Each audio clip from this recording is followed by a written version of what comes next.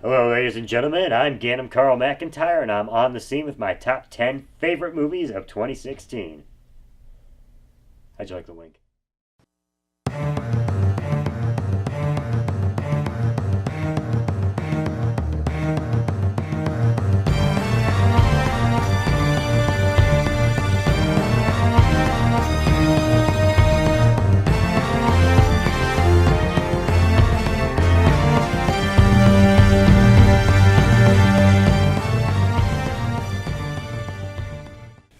Hello to all our on the scene viewers. This is my top 10 list of 2016.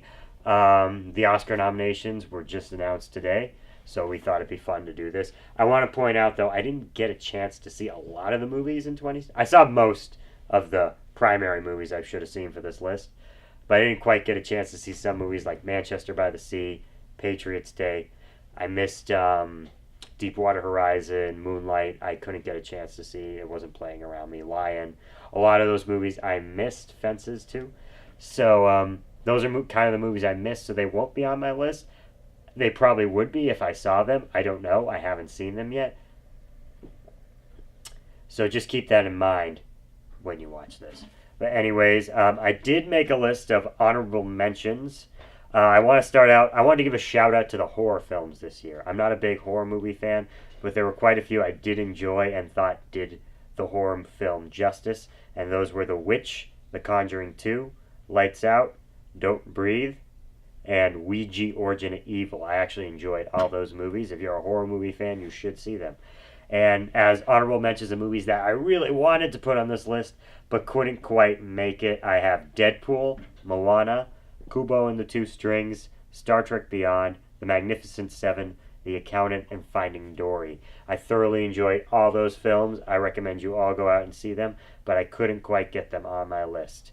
So without further ado, here are my top 10 favorite films of 2016 besides the ones I didn't see. Number 10, Arrival.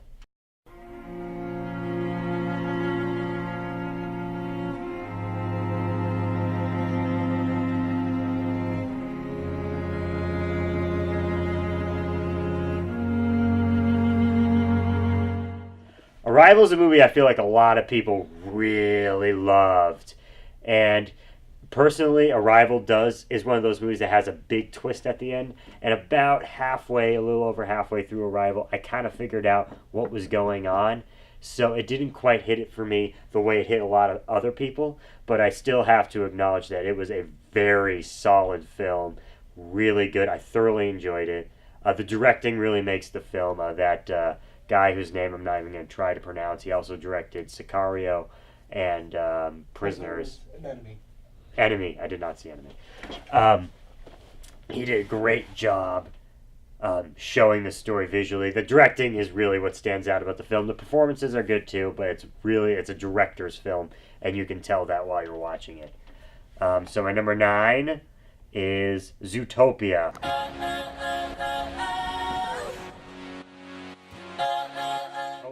This is my favorite animated film this year.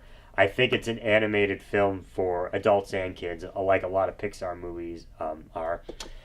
And I think it parallels our modern society really well in a really clever way that's not like hammering you with a message, but there's a nice message about more reverse racism rather than racism itself, and the way that these people at Disney thought about how they factioned all the animals and how their roles in society and stuff. I mean, we've seen movies about animals wearing people clothes and stuff and living in a normal society, but they really thought it out really well. So Zootopia, thoroughly enjoyed it. My number 8 film is a remake of Ganem Carl McIntyre at 2 years old favorite movie, The Jungle Book. I'm the king of the swingers, oh, the jungle VIP. I reached the top and had to stop, and that's what's bothering me. Which is, I think, a visual effects milestone. I mean, they shot this movie in a warehouse in Los Angeles, and you'd never guess it. Everything in this movie is green screen except that kid, but that's not what makes it a great movie, is they kind of made sort of like a kid sort of adventure movie, and it's a really good one. They knew what to keep from the animated film, they knew what to update, and I thoroughly enjoyed this movie. I was compelled by Mowgli's story and other great performances. Bill Murray, Ben Kingsley, Idris Elba are all great in the film doing their motion capture work. Christopher Walken plays the orangutan in the movie. It's very entertaining. I thoroughly enjoyed this film. I think if you love the animated film, you'll like it. I think you could make an argument that it's better than the animated film. So there you go. Jungle Book is my number 8. My number 7 favorite film of the year is Silence.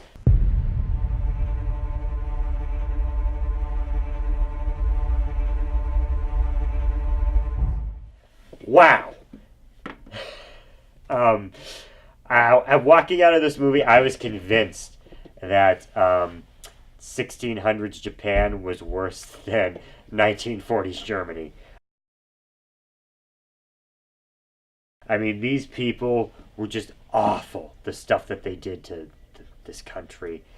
And it's definitely a one-time watch. It's a very disturbing movie. Andrew Garfield and Adam Driver are both great in it. Martin Scorsese, it's very different than all his other movies, but he does an excellent job directing this. And again, a lot like Arrival, the directing is the star of this movie. And really disturbing. Watch it at your own discretion. Okay, my number 6 favorite movie of the year is a movie a lot of you probably haven't heard of. It's called Sing Street.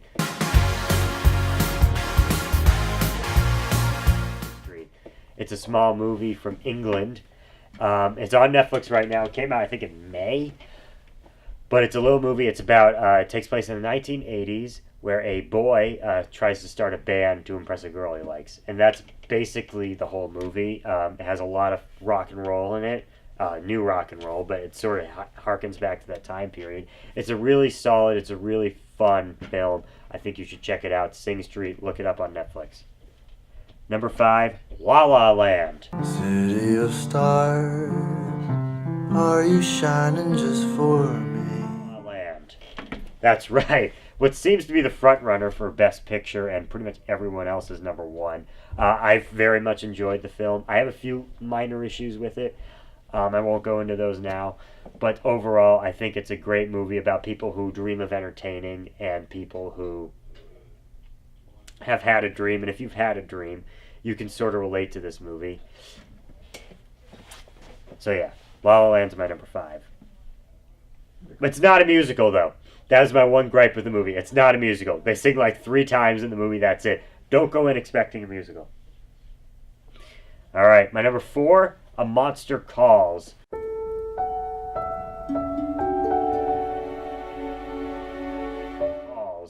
This is another movie a lot of you probably didn't see. It's about a boy whose mother is dying of cancer. And so he sort of creates this monster in his head who comes and tells him stories at night to sort of help him deal with what he's going through. And it's a very hard movie to watch. I bawled my eyes out through the last 5 minutes of it. But I think it's a very, again, a lot like Silence. You're probably going to watch it once. You're not going to watch it again. But it's a powerful film. I recommend all you guys watch it. My number 3 favorite film of the year is Hacksaw Ridge.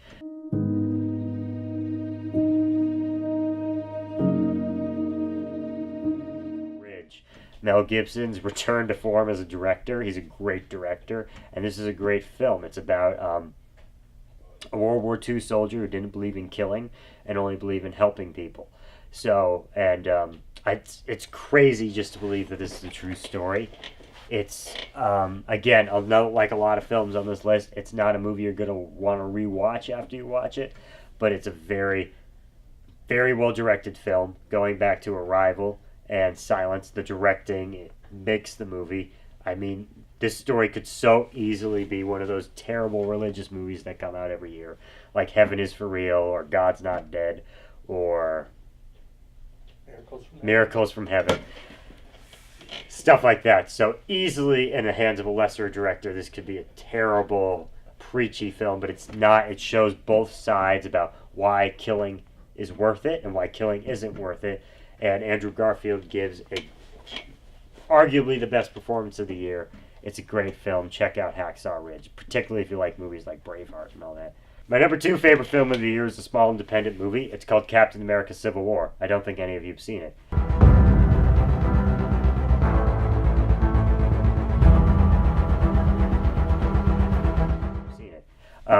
reason I love this film, and I think it should be considered amongst one of the best films of the year, even though it is a comic book film and most people don't consider those, is that it's so much bigger than the second film, Winter Soldier, which I also love, but they managed to make the story so much more personal.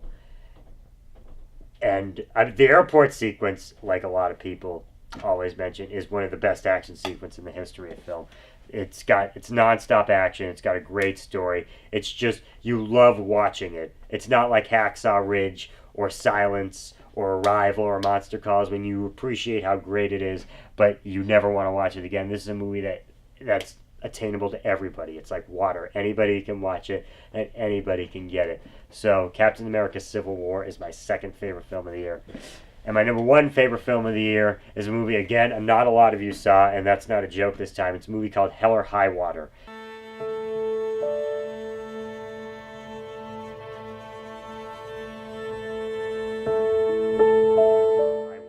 It was just nominated for Best Picture this morning. This is one of the movies. I love movies that it's like you're on a World War II monitor and you're just kind of waking up in the middle of the story, and that's what this movie is. It's the story of two brothers and two cops. The two brothers are robbing banks and the two cops are trying to get them, and it basically just goes into both their stories and their lives, and their motivations are so unique. It feels like the entire movie that you're watching real life, and I can't ask for anything more than that. So Hell or High Water is an amazing film. You all should watch it.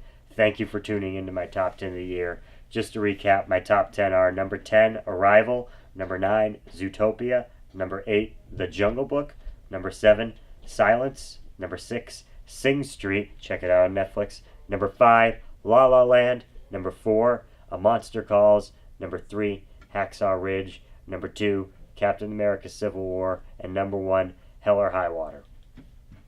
Thank you.